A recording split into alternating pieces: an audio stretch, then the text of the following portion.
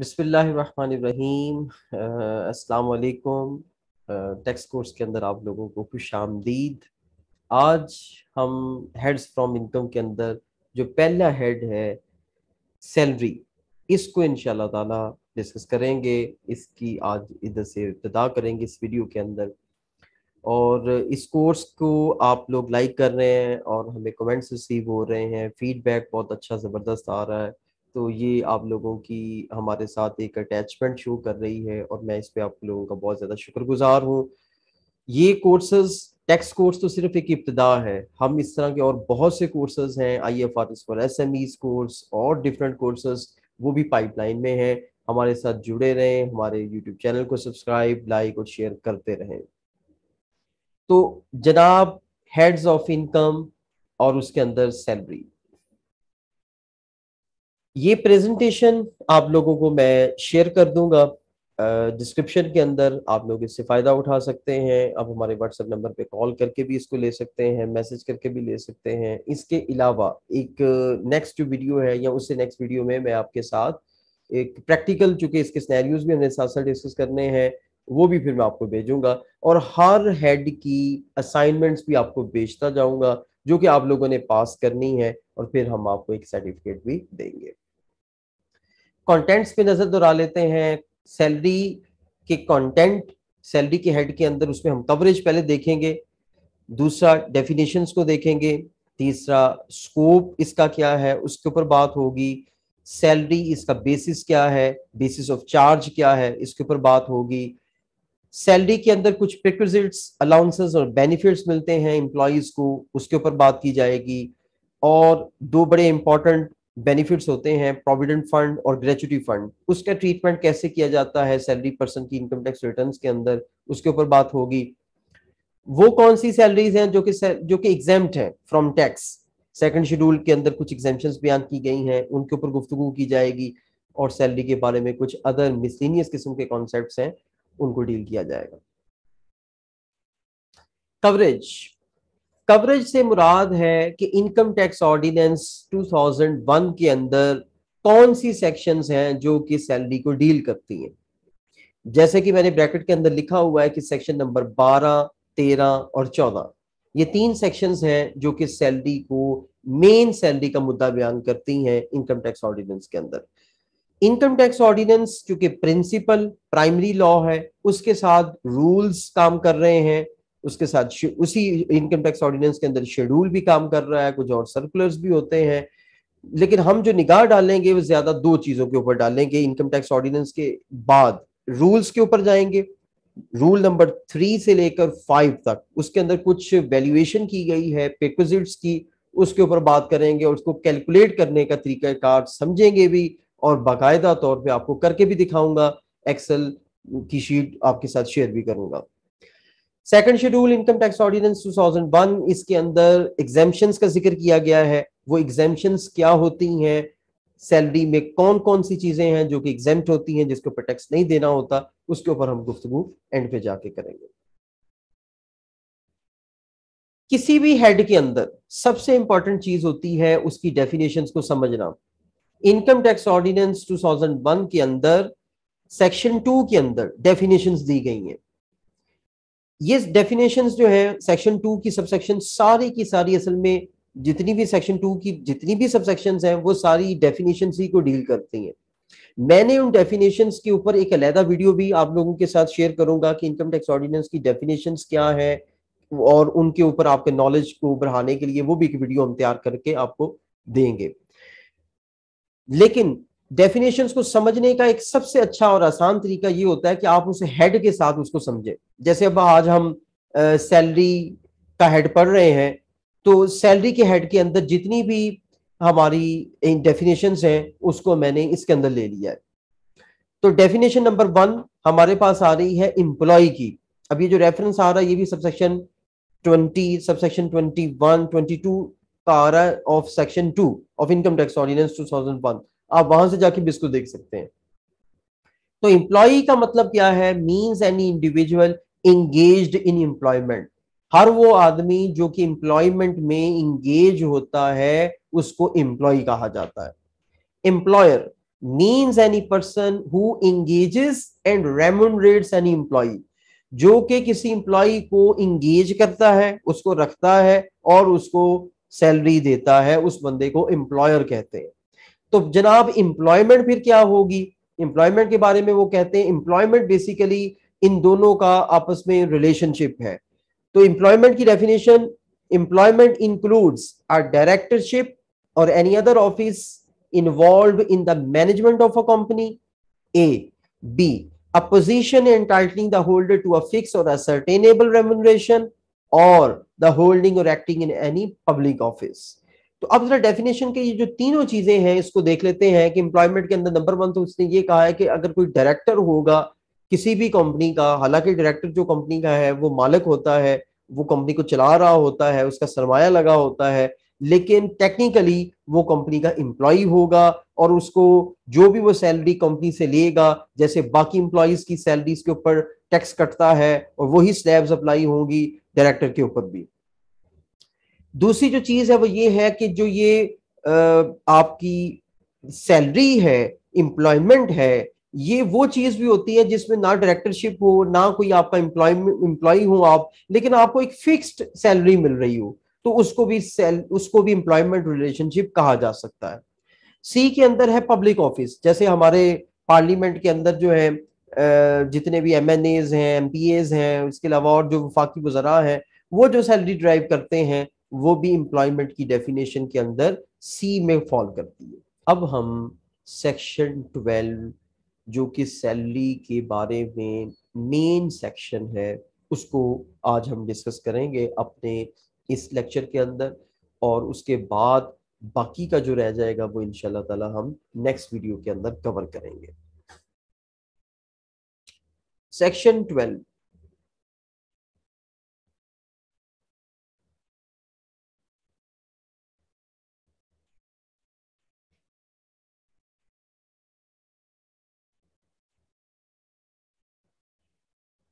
तो डेफिनेशंस के बाद अब हम सैलरी की जो सबसे पहली और बुनियादी सेक्शन है वो है सेक्शन नंबर 12, उसको स्टडी करेंगे।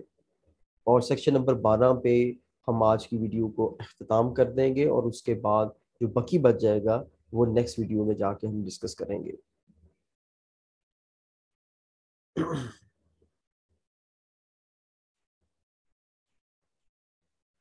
जी नाजरीन, तो डेफिनेशन पढ़ने के बाद now we are moving towards section number 12।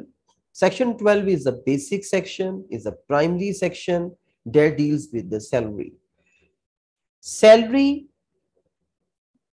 की डेफिनेशन सेक्शन 12 बताती है कि सैलरी की डेफिनेशन क्या है। सैलरी के बारे में वो लिखता है कि any salary received by an employee in a tax year other than salary that is exempt from tax shall be chargeable to tax। अब सैलरी की वो डेफिनेशन करता है, बताता है कि सैलरी किसको कहेंगे। Salary means any amount received by an employee from any employment whether of a revenue or capital nature। आपको सैलरी से रेवेन्यू नेचर की चीजें भी मिल सकती हैं। रेवेन्यू नेचर की चीजें मतलब ये है कि पर मंथ जो आपको बेनिफिट्स मिल रहे हैं वो रेवेन्यू है, और कैपिटल नेचर का मतलब ये है कि अगर आपको गोल्डन हैंडशेक मिलती है, टर्मिनेशन के ऊपर बेनिफिट्स मिलते हैं, पेंशन मिलती है, ग्रेचुटी मिलती है, वो कैपिटल नेचर की आइटम्स हैं, वो भी सैलरी के हेड के अंदर ही डील होंगी। अब यहाँ पे वर्ड इंक्लूडिंग से आगे ए बी सी डी शुरू हो रहा है, और अगर मैं नेक्स्ट स्लाइड करूं तो ये जाके तो आगे चल के जी और ये यहां तक जाके एंड हो रहा है। ये सारे सैलरी के स्कोप को बताता है कि सैलरी के अंदर क्या क्या चीजें शामिल है। इसको शुरू करने से पहले मैं एक असूली बात आपको समझाना चाहता हूं। इसके अंदर जो चीजें बयान कर दी गई हैं वो तो सैलरी के अंदर आ जाएंगी, लेकिन ये एग्जॉस्टिव लिस्ट नहीं है, ये नॉन एग्जॉस्टिव लिस्ट है, ये फाइनल लिस्ट नहीं है कि अगर हम ये समझ लें कि जो लॉ में मेंशन कर दिया गया है सिर्फ वही सैलरी होगा। आप शायद कोई ऐसा बेनिफिट भी ले रहे हो जो कि इसके अंदर मेंशन नहीं है, तो उसका क्या करेंगे? तो अगर तो वो सैलरी का बेनिफिट है, एम्प्लॉयमेंट का नेचर का बेनिफिट है, तो फिर वो सैलरी के अंदर आएगा। तो मीन्स टू से कि ये लिस्ट फुली कंप्लीट नहीं है, इसके अंदर जो चीजें लॉ में मेंशन कर दी गई हैं मैक्सिमम उन्होंने कोशिश की है कि वो बयान कर दी जाए। अब जो पहली चीज है वो है कि बेसिक आपकी जो पे होती है, वेजेस होता है, रेम्युनरेशन होती है, उसके अंदर फिर लीव पे है, payment in leave of leave है, ओवर टाइम पेमेंट है, बोनस, कमीशन, फीस, ग्रेचुटी, ये सब कुछ आपकी सैलरी के अंदर आएगा।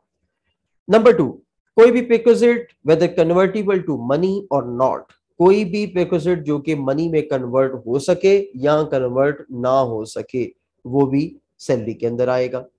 सी में है any allowance provided by an employer to an employee including a cost of living, subsistence, rent, utilities, education, entertainment, travel allowance, ये सारे अलाउंसेस, ये जो भी अलाउंसेस हैं जिस मर्जी नाम से आप ले रहे हो, कहाँ सब्सिस्टेंस से ले रहे हो, कहाँ कॉस्ट ऑफ लिविंग से ले रहे हो, सारे अलाउंसेस टैक्सेबल है। बल्कि मैं अगर आपको एक बुनियादी बात बताऊं तो आप इनकम टैक्स लॉ में सारे ही अलाउंसेस टैक्सेबल हैं, वहां सिवाय एक अलाउंस के, वो है मेडिकल अलाउंस, जिसके बारे में हम आगे चल के गुफ्तगू करेंगे। अब इसी सी का जो आखिरी सेंटेंस है वो है but shall not include any allowance solely expended in the performance of the employee's duties of employment, कि जो आपको अलाउंस मिला है अपनी ड्यूटीज को परफॉर्म करने के लिए, यानी आप फैक्ट्री में जॉब कर रहे हैं और वहां ड्यूटी को परफॉर्म करने के लिए आपको अलाउंस मिल रहा है, या आप कोई टूर कर रहे हैं कंपनी के काम के लिए और उस काम के लिए उसने आपको पैसे दे दिए हैं, तो वो आपका अलाउंस गिनती नहीं होगा, उसके ऊपर आपको टैक्स पे नहीं करना पड़ेगा। इसके अंदर ये जो रेड में है ये फाइनेंस एक्ट 2021 के अंदर एक एक्सप्लेनेशन ऐड की गई है। ये इसको भी मैं आपको बताता चलूं कि पहले ये होता था कि इसका एक मिस यूज किया जाता था इस प्रोविजन का, कि ऐसे अलाउंस दे दिए जाते थे जो कि ड्यूटीज परफॉर्म करने के लिए नहीं होते थे, लेकिन सिर्फ इस उस हेड में दे दिए जाते थे क्योंकि वो टैक्सेबल नहीं होते थे, तो उसको उन्होंने मजीद कर्टेल कर दिया है, मजीद लिमिटाइज कर दिया है, और उन्होंने कहा है कि for the removal of doubt, it is clarified that the allowances solely expended in the performance of employee's duty does not include allowances which is paid on monthly salary on fixed basis। अगर आप monthly salary के साथ उस allowance को दे रहे हैं कोई fix percentage के हिसाब से, तो वो टैक्सेबल हो जाएगा। और allowance which is not wholly, exclusively, necessarily और actually spent on behalf of the employer, आप कुछ पैसे एम्प्लॉयर से ले लेते हैं लेकिन उसको स्पेंड ही नहीं करते, तो फिर वो आपका एक बेनिफिट, टैक्सेबल बेनिफिट कंसीडर होगा और आपकी सैलरी में ऐड हो जाएगा। इससे बचने के लिए आपको क्या करना होगा कि आपको उसको एक्सपेंड करना होगा, और एक्सपेंड भी वहां पे करना होगा जहां पे ड्यूटीज आप परफॉर्म कर रहे हैं। डी है the amount of an expenditure incurred by an employee that is paid और reimbursed by the employer other than expenditure incurred on behalf of the employer in the performance of the employees duties of employment. यानी जैसे ऊपर जिक्र किया गया है कि जो आप परफॉर्मेंस के लिए आप काम कर रहे हैं वो तो नहीं, लेकिन उसके अलावा अगर आपको रीइंबर्स होते हैं कोई खर्चे, एक होता है कि आपको शुरू में पैसे दे दिए जाएं, दैट इज कॉल्ड अलाउंस, और एक ये है कि आपने खर्च कर दिया उसके बाद आपको पैसे दिए गए हैं, वो है रीइंबर्समेंट, तो वो टैक्सेबल हो गए। लेकिन अगर ड्यूटीज परफॉर्म करने के लिए खातर हुए हैं तो फिर वो टैक्सेबल नहीं होंगे। नेक्स्ट है जनाब के एनी प्रॉफिट इन लिeu ऑफ और इन एडिशन टू सैलरी और वेजेस इंक्लूडिंग। अब जो प्रॉफिट इन लिeu ऑफ है इसको आगे 4-5 जो नीचे आ रहे हैं पॉइंट, इनके अंदर उन्होंने बयान किया है कि ये कौन कौन सी चीजें हैं जो इसके अंदर आएंगी। ई के अंदर फिर सब पॉइंट्स हैं, 5 पॉइंट्स हैं। पहला पॉइंट देख लेते हैं, उसमें वो कह रहा है कि कोई भी कंसीडरेशन आप वसूल करते हैं एग्रीमेंट करने के लिए, एम्प्लॉयमेंट एग्रीमेंट करने के लिए भी आप कोई पैसे वसूल करते हैं अपने एम्प्लॉयर से, तो वो प्रॉफिट इन लिeu के अंदर आएगा और टैक्सेबल हो जाएगा। दूसरा पॉइंट ये है कि आप कंडीशंस ऑफ एम्प्लॉयमेंट, आपको पता है इंजीनियरिंग की सर्विसेज बास जगहों पे बड़ी टफ होती हैं, माइनिंग बास जगहों पे बड़ी टफ होती है, वहां पे आप कुछ एडिशनल बेनिफिट ले रहे होते हैं एम्प्लॉयमेंट कंडीशंस के ऊपर, तो वो भी टैक्सेबल होगा। ऑन टर्मिनेशन ऑफ एम्प्लॉयमेंट आप कुछ पैसे लेते हैं, जैसे मैंने जिक्र किया था गोल्डन हैंडशेक का, इसके हम आगे चल के कुछ कैलकुलेशंस भी करेंगे। लॉस ऑफ एम्प्लॉयमेंट के ऊपर या रिडंडेंसी अलाउंस आपको मिलता है, that is also taxable and that should be included in your salary computations. फिर है जनाब प्रोविडेंट फंड, जो फंड के अंदर आप अपनी कंट्रीब्यूशन करते हैं, और इसके अलावा आपका जो एम्प्लॉयर है वो भी कंट्रीब्यूशन करता है। आपकी चूंकि contribution as it is salary के अंदर ऑलरेडी इंक्लूड होती है, लेकिन जो आपका एम्प्लॉयर कंट्रीब्यूशन करता है वो कहीं पे ऐड नहीं हो पाती, तो उसको यहाँ ऐड किया जाता है। इसकी कैलकुलेशंस भी मैं आपको नेक्स्ट वीडियोस में करके दिखाऊंगा और शेयर करूंगा। पांचवा जो पॉइंट है जनाब वो ये है कि consideration for an employees agreement to a restrictive covenant in respect of any past, present or prospective employment। इसकी एक एग्जांपल देना चाहता हूं। लेट्स सपोज आप कहीं पे जॉब कर रहे हैं और वहां पे आप एक ऐसा एग्रीमेंट कर लेते हैं कि मैं उस जॉब को छोड़ने के बाद 1 साल तक उस इंडस्ट्री के अंदर या उस जैसे किसी भी कंप्यूटर के अंदर मैं जॉब नहीं करूंगा। तो ऐसी सूरत में इसको कहा जाता है कॉन्वेनेंट, रिस्ट्रिक्टिव कॉन्वेनेंट। उसके फिर आप पैसे लेते हैं, क्योंकि आपने ज़ाहिर बात 1 साल अनएम्प्लॉय तो नहीं रहना ना, आपने अपना सर्कल चलाना है, तो आप उसके फिर पैसे लेते हैं, आप उसके लिए कुछ एडिशनल बेनिफिट लेते हैं, कुछ कंसिडरेशन लेते हैं, that is also taxable. Second last point है जनाब पेंशन, एन्युटी और एनी सप्लीमेंट टू पेंशन और एन्युटी। पहली बात तो ये बता दूं कि पेंशन एग्जेम्प्ट होती है, लेकिन बाज ऐसे सिनेरियोज हैं कि जिस पे पेंशन टैक्सेबल हो जाती है। अब वो सिनेरियोज कौन से हैं वो मैं आपको बताऊंगा अगली वीडियोस के अंदर।